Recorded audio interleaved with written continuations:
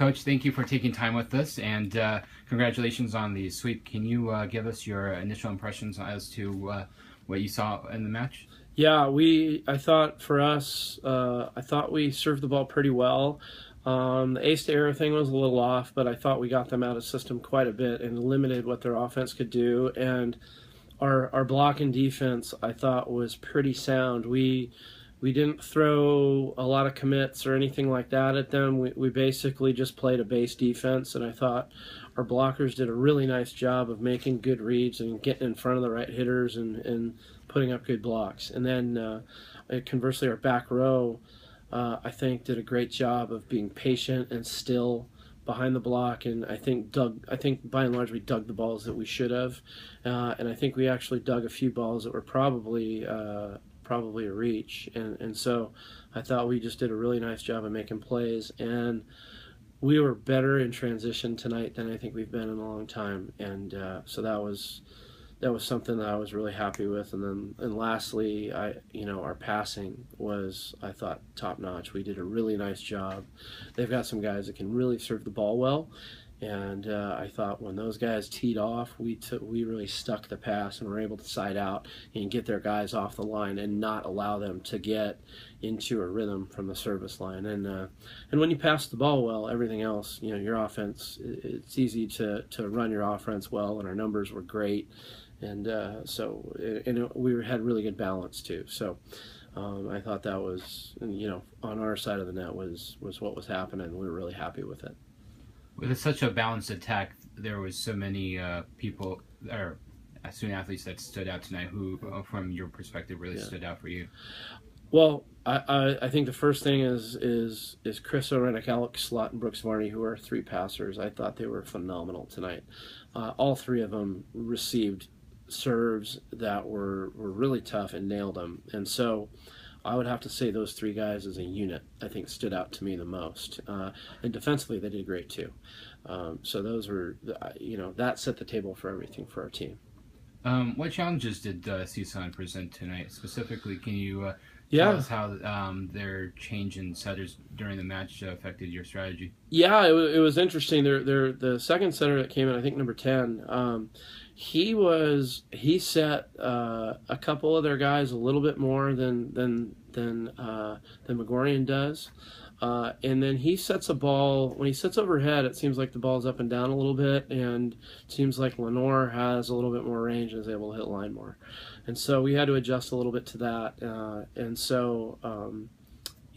we just hadn't seen a lot of film on him, so that we didn't know too many tendencies. But for us, I thought it was a great challenge because it forced us to have to be in our base block and D, and just forced us to have to really lock into the game and make good reads. Your next match is 2 matches in Hawaii. Can you preview Hawaii for us? Yeah, it's the greatest volleyball venue in the United States, period, end of statement. The fans there are very knowledgeable. They love the game. They support their team, and they're classy about it. You don't get a lot of like the negative stuff towards the opponent. They appreciate good volleyball, and it's just an electric atmosphere. And I think so that part is going to be great. We're going to have all of that. We have a couple guys from Hawaii on our team, so I think it'll be cool for them to go home and play in front of their crowd and where they grew up. But as far as the team goes, I mean, Taylor Averill's arguably the best middle blocker in the country, and if we allow Hawaii to pass well and they can get the ball to him, he's gonna hurt you. That's just the way it is. He's a great attacker. He's a good aggressive blocker, and he's fantastic from the service line.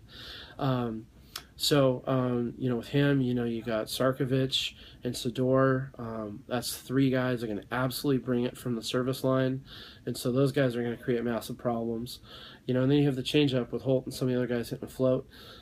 So the ebb and flow of the serve-receive game is going to be really interesting because we can put lots of different kinds of pressure on teams from the service line and with different kinds of servers from different spots, and Hawaii does the same thing. So it's very cliche to talk about the serve and pass game deciding what's going to happen in volleyball, and I think that is going to be the key to those 2 matches is who wins the serve and pass battle, because I think there's great pin hitters, there's great middle attackers, and I think those guys can play great defense. And and when they do, the crowd gets going. So we're going to have to be real efficient passing the ball and spread the ball out offensively and really force them to spread their block. And if we can do that, then we're going to be in business. If not, it's going to be a long couple of nights for sure. And finally, can you give us some insight as to what it meant to retire Tom Duke and Brian Ivy's jersey tonight? Can you also tell us who was in attendance tonight? Yeah, I think the entire 1988 National Championship team, which both those guys played on, Ivy was the freshman of the year that year, and Duke was the player of the year as a junior. And so those guys played together, and they were kind of the bookends for that great team. And, Bob Yoder coached them. He's going into the Hall of Fame. We're honoring him tomorrow night. So it was really cool, and Bob was there. Bob's assistant coaches, Mark Beltran and Rob Mitchell, were there. Alec Peters came and helped out a couple of years later. And so all the 88 National Championship guys were there. Hovland was there. We had there was a ton of guys, All-Americans, Chris Underwood, Lawrence Hahn, the greatest super sub in National Championship match history, along with Brian and those guys. We also had 2 Olympic bronze medalists, Dan Greenbaum and Nick Becker. They were here. We were at Jason Perkins. Those guys were all able to come into the locker room and interact with our team and talk to our team a little bit. And so, for a program, that's a really big deal for our student athletes to be able to interact with those guys. And a lot of those guys, beyond very successful international and professional volleyball careers, are very successful in the business world. And so for our guys to see that's what we preach around here, is not only are we strive for greatness as a student athlete, both academically and athletically, but socially, and then beyond school, and then when you're done as a volleyball player, how well are you going to do in the world? And we're real big on preaching that around here. So for them to see that was a really big deal, and it meant a ton to our program. It was very meaningful for me as a coach to have your team play very well in front of the best that had ever done it here, because let's face it, this program's history is deep, and it goes back a long time, and when it's all said and done, we're just a blip on the radar. So to get that many people in the gym watching us play at one time that did what they did was huge, and for us to play well was just a neat night for us. Thank you, Coach, and good luck the rest of the season. Thanks, and fight on.